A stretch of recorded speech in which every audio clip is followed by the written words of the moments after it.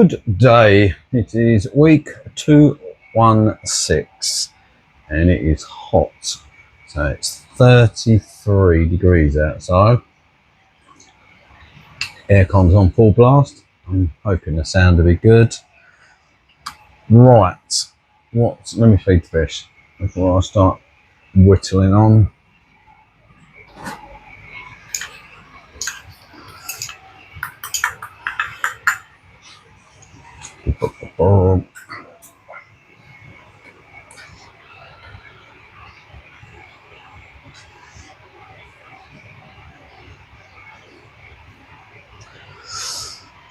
Right, all good.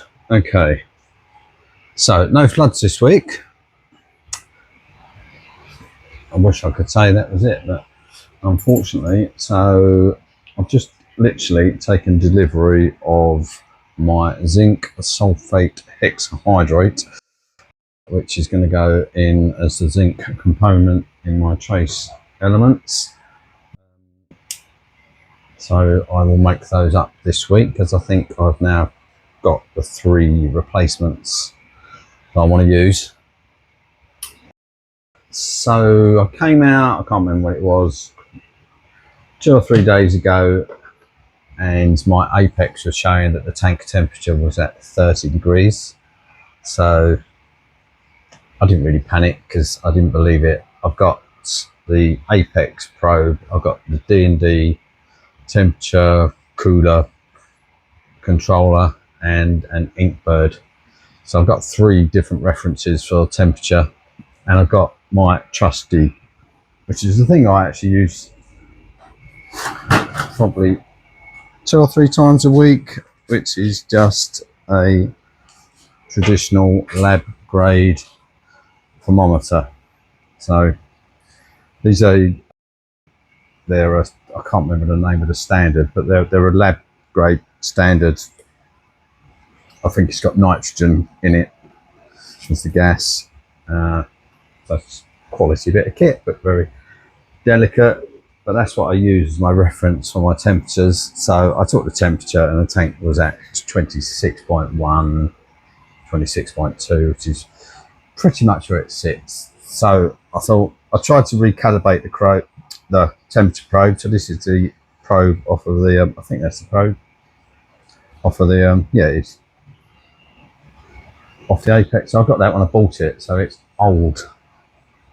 I'm pretty sure I've never replaced it, so that's going to be, I don't know, 9 years old maybe, something like that. So it's not that bad, but it wouldn't recalibrate. So I bought another one, so it's changed now. So the probe is slightly different, it doesn't have that cap thing on the end of it. I keep looking at it going, it should come off. I'm pretty sure it don't. Well, it's never come off in the time I've used it anyway.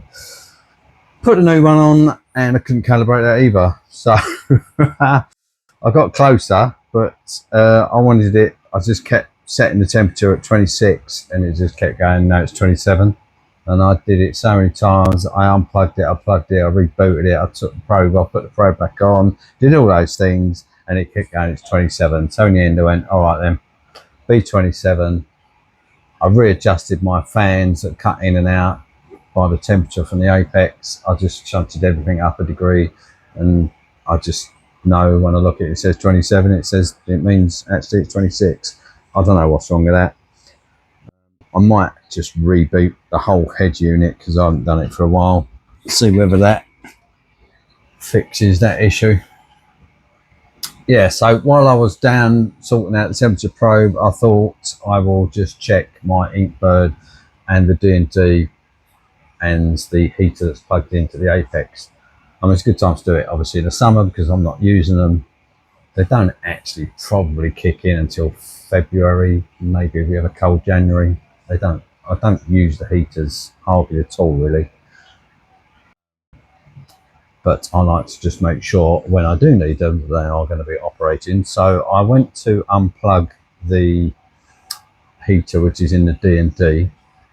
And if you look at that picture there, so that is the live pin from the D&D controller. So one of those plugs is for heating, the other one's for cooling.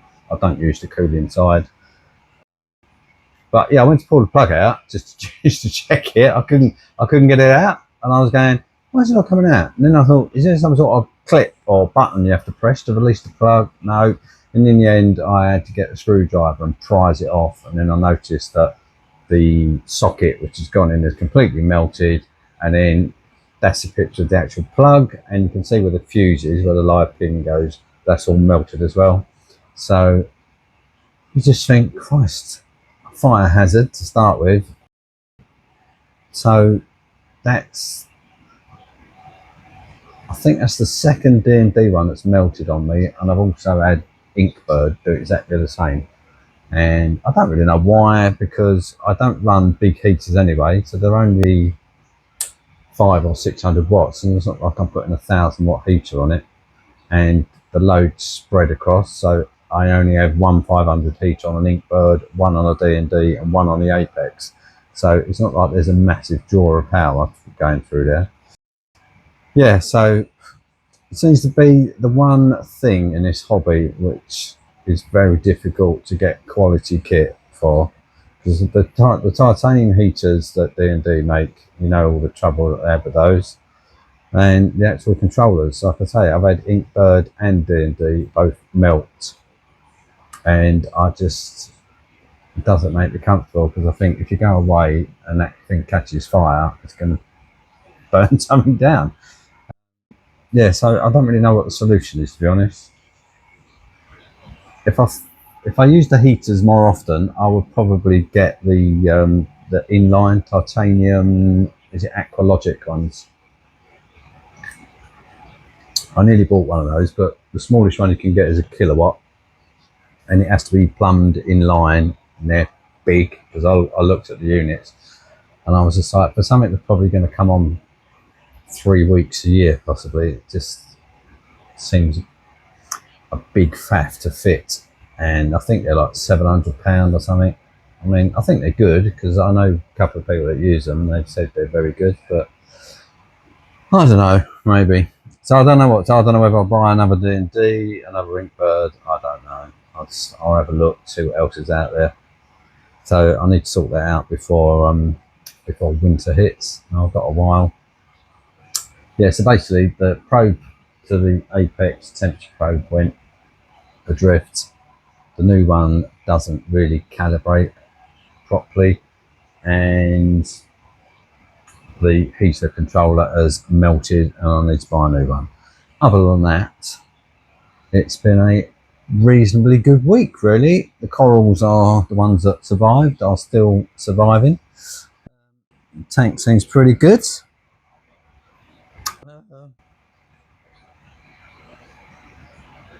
Now I'm just trying to think, is there anything else? Yes, like I said, I'm going to mix up my Trace K's. Oh yes, and I am using my, can you see that? That litre pot of lanthanum chloride is the stuff I made up from my little pouch that I bought on eBay. So you get basically 2 litres out of one pouch. I mean, you can get more, depends on the strength you want to mix it at, but basically I am dosing it at exactly the same amounts I was dosing the Tropic Marine Elimipos Rapid, which I think I'm at, top of my head, it's either 12 or 15 mils a day, I can't remember, and it seems to be holding that pretty spot on at 0.1. So yeah, so this is what, day 4 I think I've been running that. Yep, seems to be just as good as the Tropic Marine stuff, but half the price. I'm going to be moving on again to using NoFos, which is a pre-mixed, I guess, yeah, it must be pre-mixed lanthanum product, which is also used in swimming pools, but does say on it that you can use it for aquariums. And I know Mo's Reef has been using it for donkey's years, and I can't remember the actual price, but I think you can get 5 litres for about 100 quid or something, and he says that he uses 10 mil in 1 litre of RO, pretty sure these numbers are roughly correct.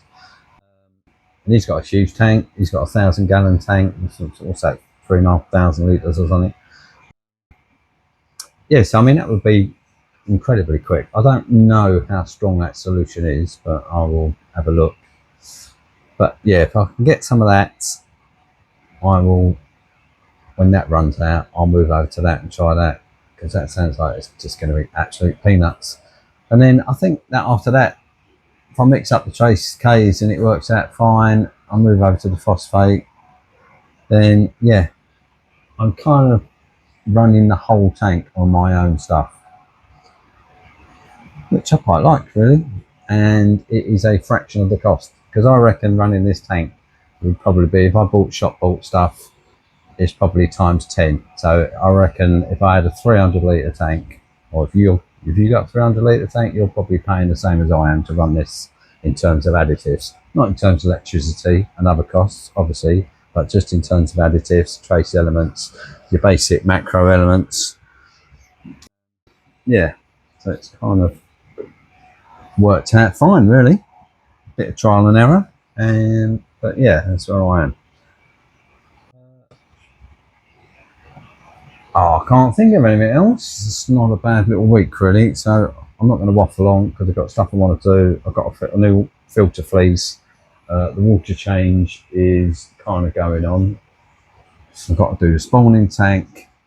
Got some power reds, so you know, all the normal boring stuff you do. And yeah, so that is it. So thanks for watching, and I will see you in the next one.